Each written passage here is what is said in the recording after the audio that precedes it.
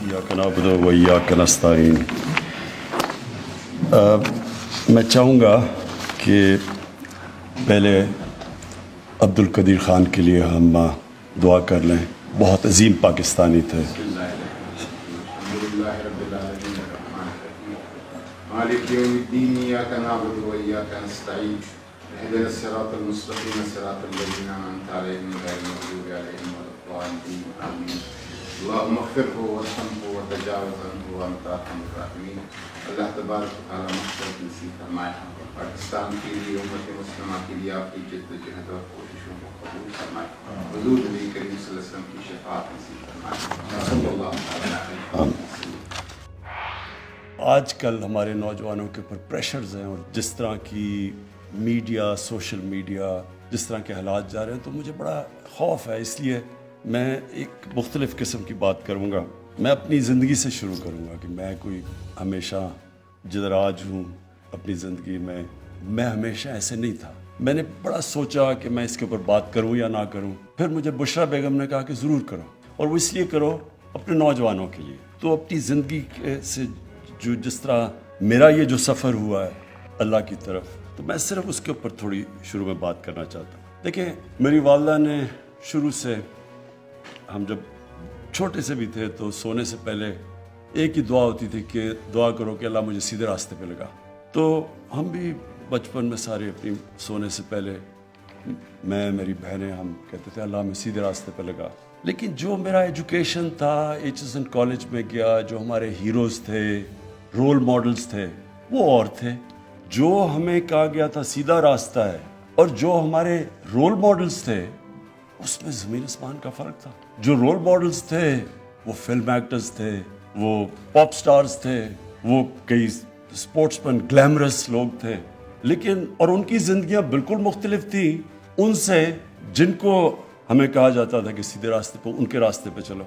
ये बड़ा इंपॉर्टेंट है समझने के लिए, क्योंकि मुझे पता है कि आज हमारे नौजवानों को यही मसला पड़ा हुआ है। ये बहुत इंपॉर्टेंट है समझना, और मैं अपनी यूथ के लिए सिर्फ आज ये कह रहा हूँ।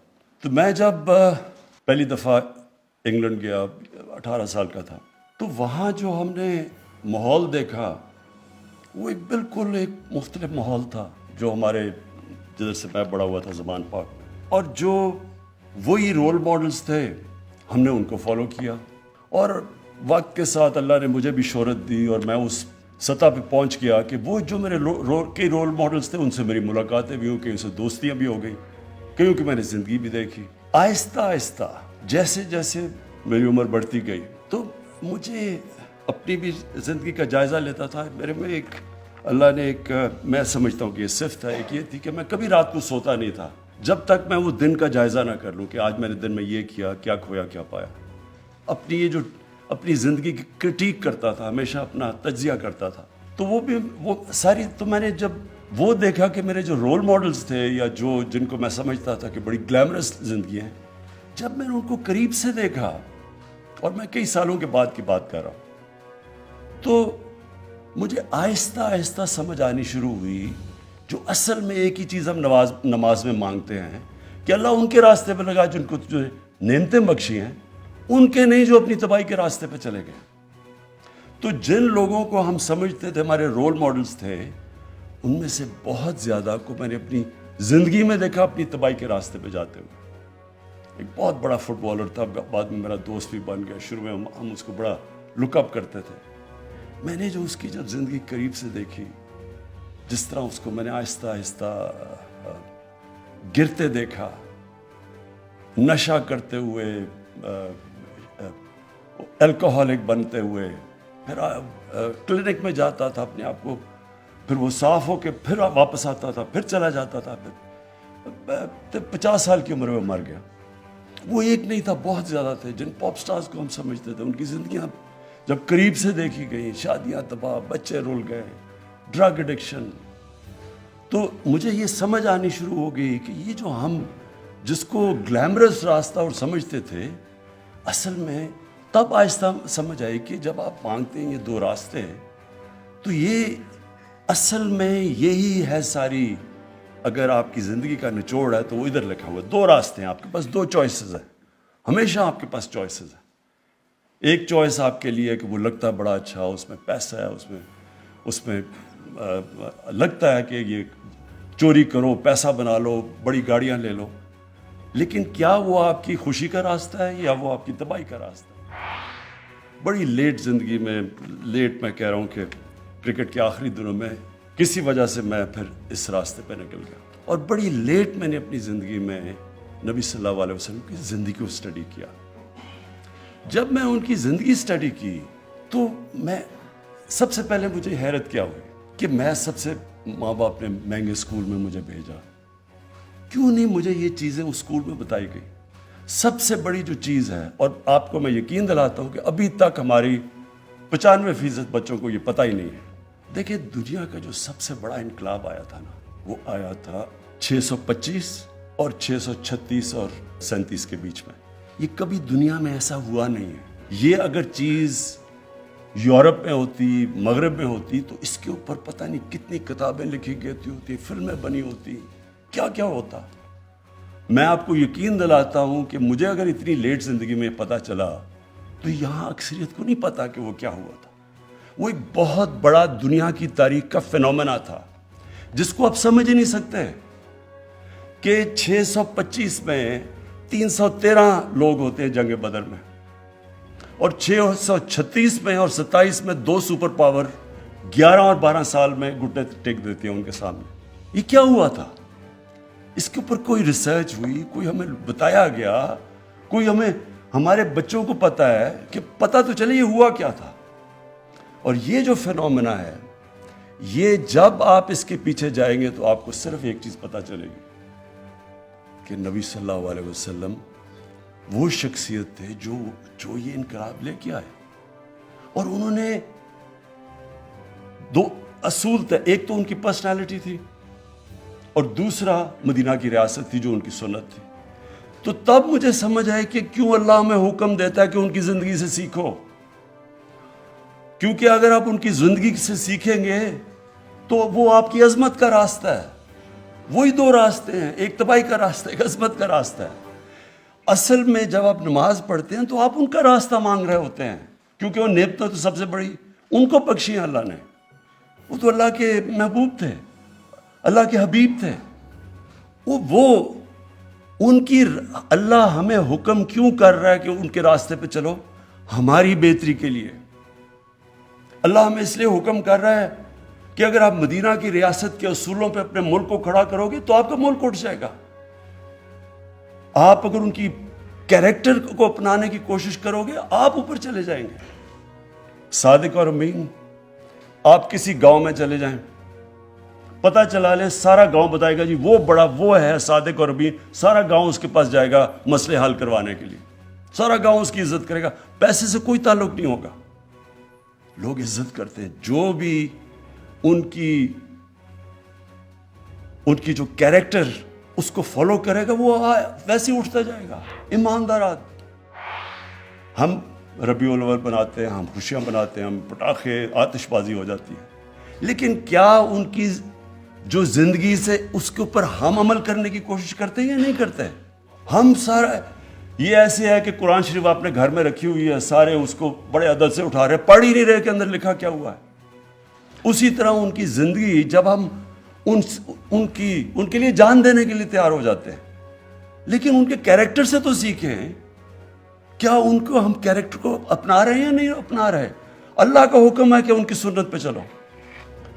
تو میں نے جو دیکھا سب سے پہلے کیا چیز کہ یہ فینومینا کیا تھا، میں کوئی اسکالر نہیں ہوں، سب سے بڑی بات رحمت العالمین، سب انسانوں کے لیے رحمت لے کے آئے تھے، رحمت المسلمین نہیں تھے وہ۔ یہ بہت امپورٹنٹ ہے سمجھنے کی آپ کو بات۔ انہوں نے جو ان کی وہ چیزیں کر رہے تھے انسانوں کے لیے کر رہے تھے۔ یہ مجھے بتائیں کہ آج کسی ماڈرن کوئی بڑی ڈیموکریسیز ہیں جی، بڑا وہاں رول آف لا ہے، کبھی آپ یہ تصور کر سکتے ہیں کہ خلیفہ وقت حضرت علی ایک یہودی شہری سے کیس ہار جاتے ہیں عدالت میں، خلیفہ وقت کیس ہار جاتا ہے، ان کا مقام دیکھیں حضرت علی کا کیا، لیکن جج کہتا ہے کہ نہیں آپ کی بیٹی کی گواہی میں قبول نہیں کرتا۔ یہ انسانیت کا نظام تھا، سب انسان برابر تھے، یہودی کو بھی وہی انصاف مل رہا تھا، ایک ملک کے سربراہ سے. تو وہ جو ایک کانسیپٹ تھا رب الانسانوں کو اکٹھا کرنا, انہوں نے لیڈرشپ کا جو پیمانہ دیا کہ انسانوں کو لیڈر اکٹھا کرتا ہے, تقسیم نہیں کرتا نفرتیں پھیلا کے. یہ نہیں کہتا کہ جناب ہندو سب سے عظیم قوم ہے, باقی سارے نیچے ہیں.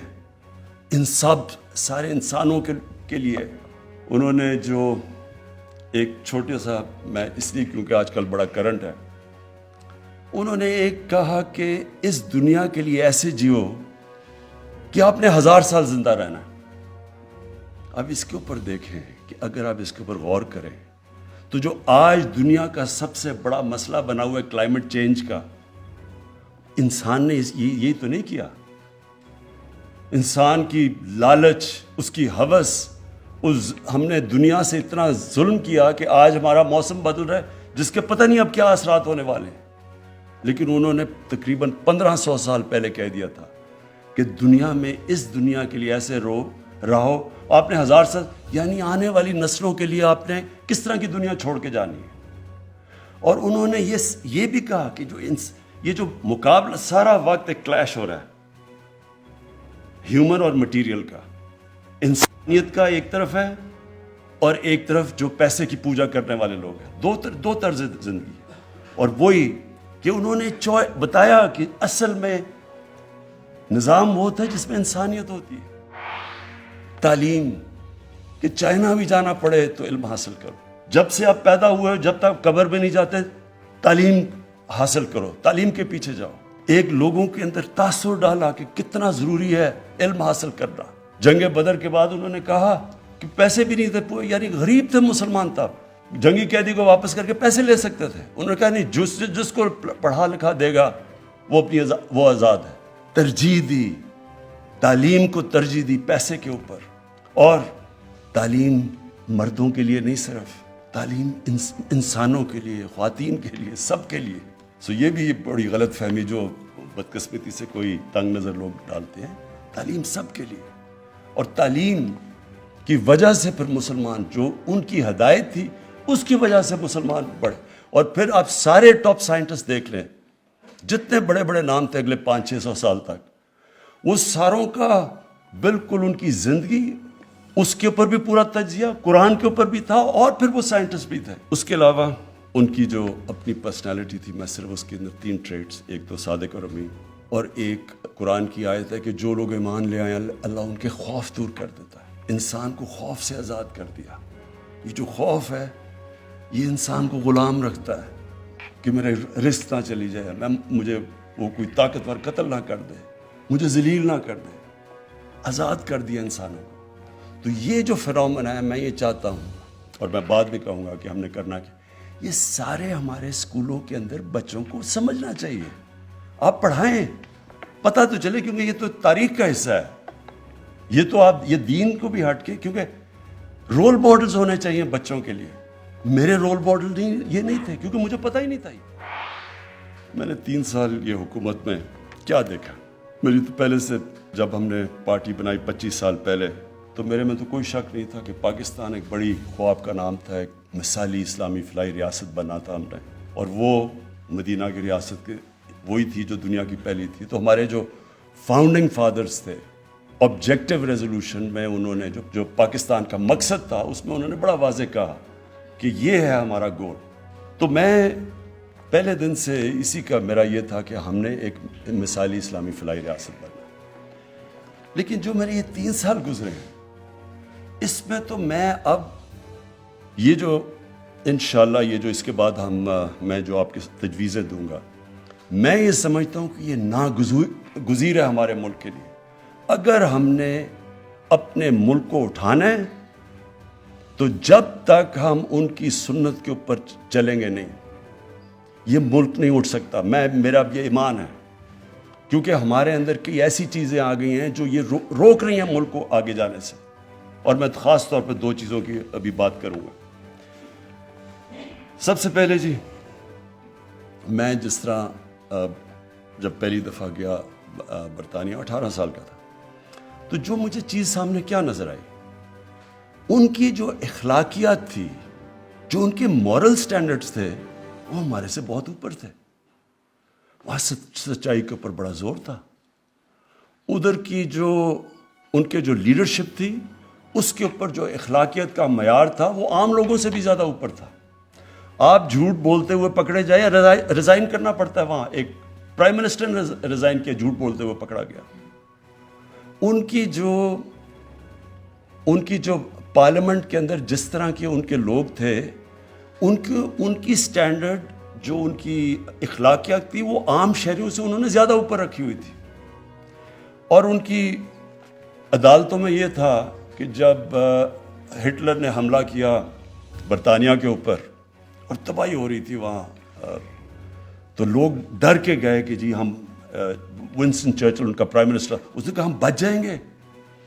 تو چرچل نے آگے سے کہا کہ آگے جواب بجائے دینے کہ ہم بچیں، اس نے کیا ہماری عدالتیں انصاف دے رہی ہیں؟ انہوں نے کہا ہاں جی دے رہی ہیں. کہتا کوئی ہمیں تباہ نہیں کر سکتا.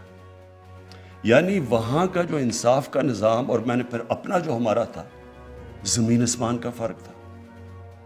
ادھر کبھی آپ الیکشن کے اندر، آپ کا الیکشن ہوتا ہے، کبھی میں نے نہیں سنا کہ فراڈ ہوا جی، وہ ہارا، وہ کہے جی الیکشن کے اندر دھاندلی ہوئی. وہاں بھی الیکشن ہوتے ہیں، وہاں جو جیتا ہے. تو جو ان کی مورل سٹینڈرڈز تھیں وہ ہمارے سے بہت اوپر تھی. ان کا جو انسانیت کا نظام تھا وہ ویلفیئر اسٹیٹ تھی، فلاحی ریاست تھی، ہماری نہیں تھی. انصاف بھی بہتر، انسانیت بھی زیادہ. تو جب ایک مسلمان بہت بڑا ایک عالم تھا محمد عبدو، کوئی 100 سال پہلے جب وہ پہلی دفعہ گیا یورپ، تو اس نے یہی کہا، اس نے کہا کہ یہاں مجھے یورپ میں مسلمان تو نہیں نظر آئے لیکن بڑا اسلام نظر آیا. اور مصر جب واپس گیا کہتا ہے یہ مسلمان تو بہت ہے، اسلام نہیں ہے.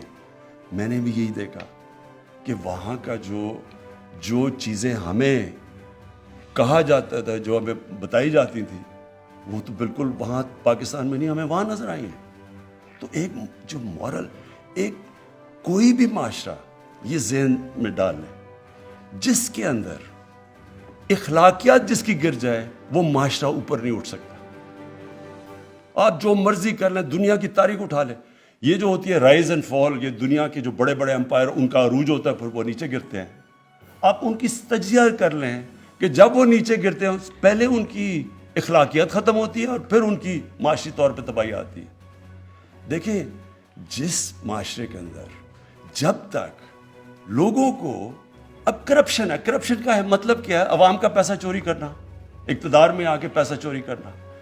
جب تک معاشرے کو اس چیز کے اوپر ایک غصہ نہیں آئے گا، جب معاشرہ ہی نہیں اس کے اوپر آبجیکٹ کرے گا تو یہ رکے گا کیسے؟ انگلینڈ کے اندر اگر کسی کے اوپر ایک دفعہ الزام لگ جائے کہ اس نے پبلک کا پیسہ چوری کیا، کسی پبلک فورم کے اندر وہ آ کے دکھا دے، کہیں پارلیمنٹ میں جا کے تقریر کر کے دکھا دے، جب تک وہ اپنے آپ کو کلیئر نہیں کرتا. ہمارا ایک چلا گیا تھا سیاستدان، وہ ہارڈ ٹاک کے اوپر، اور اس نے جو اس کے ساتھ کیا ہے وہ اس لیے کیا کہ وہ وہاں وہ ٹالریٹ نہیں کرتے. ان کا وہ ایک معاشرہ کرپشن کو فائٹ کرتا ہے. سنگاپور کے اندر جب لی کوان یو نے ایک ان کی کرپشن کے کیمپین کی اور ان کی اخلاقیات اٹھائی، تو جب ایک منسٹر کرپشن میں پکڑا گیا اس نے خودکشی کر لی. مطلب یہ اس نے کہا میری زندگی اب ختم ہے، معاشرے میں کوئی مجھے بلائے گا ہی نہیں. تو ایک حکومت کیا کر سکتی ہے؟ کتنی کرپشن سے لڑ سکتی ہے؟ کتنے کیسز ہو سکتے ہیں؟ وہ تو چلتے جاتے ہیں. لیکن معاشرہ لڑتا ہے کیونکہ معاشرے کا پیسہ چوری ہوتا ہے. آپ صرف اب یہ دیکھ لیں، یہ ایک فیکٹ آئی پینل ہے، فیکٹ آئی پینل جو سیکرٹری جنرل ہے یونائٹڈ نیشنز کا، اس نے ایک پینل بنائی. انہوں نے ساری ملکوں کا تجزیہ کیا کہ یہ جو غریب ملک ہیں ان کے سب سے بڑے مسئلے کیا ہیں. اس میں کیا چیز سامنے آئی؟ اس نے دیکھا کہ جتنے بھی غریب ملک ہیں ان کی اصل وجہ غربت کی یہ ہے کہ ان کے جو صاحب اقتدار ہیں وہ ملک کا پیسہ چوری کر کر کے باہر لے کے جا رہے ہیں، مغربی کیپٹلز میں لے کے جا رہے ہیں، آف شور اکاؤنٹس میں لے کے جا رہے ہیں. وہ بھی لنڈن میں بڑے بڑے انہوں نے گھر لیے ہوئے ہیں، ملک کا پیسہ چوری کر کے باہر لے کے جا رہے ہیں. سب سے بڑی وجہ ایک غریب غربت کی یہ ہے کہ اس کے ملک کا جب پیسہ چوری ہو کے باہر جاتا ہے تو وہ جب تک ایک معاشرہ نہیں لڑتا. اب آپ یہ ایک آدمی پیسہ چوری کر کے بھاگ کے لندن بیٹھا ہے, وہ تقریریں کر رہا ہے اور اس کے لوگ ان کے اوپر پھول پھینک رہے ہیں, تو پھر چوری میں کیا بری چیز ہے؟ جب اب معاشرہ ہی نہیں اس سے لڑے گا تو گورنمنٹ کتنے کرپٹ لوگ پکڑ سکتی ہے؟ آپ جو اور اوپر سے آپ جب دیکھتے ہیں کہ جی بڑے بڑے لوگوں نے اربوں چوری کیا ہوا ہے, تو تھانے دار کو آپ کہہ رہے ہیں یا پٹواری کو کہہ رہے ہیں یا کسی ان کو کہہ رہے ہیں یا آپ سیدھے ہو جائیں, باقی وہ اوپر وہ خاص. ایسے بھی کبھی معاشرہ آگے نہیں بڑھ سکتا. کوئی بھی دنیا میں مجھے معاشرہ بتا دے جس کے اندر کرپشن ہو اور وہ ترقی کر گیا ہو. چائنا آپ کے سامنے ہے.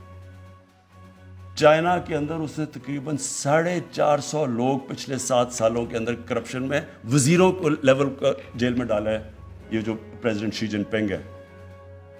تو اس طرح تو نہیں معاشرہ اوپر جا رہا. اور پھر جو بھی معاشرہ کیونکہ رب العالمین ہے, وہ جو معاشرہ ان اصولوں پہ چلے گا جو ہمارے نبی صلی اللہ علیہ وسلم نے مدینہ کی ریاست میں لے کے آئے تھے, اوپر آ جائے گا.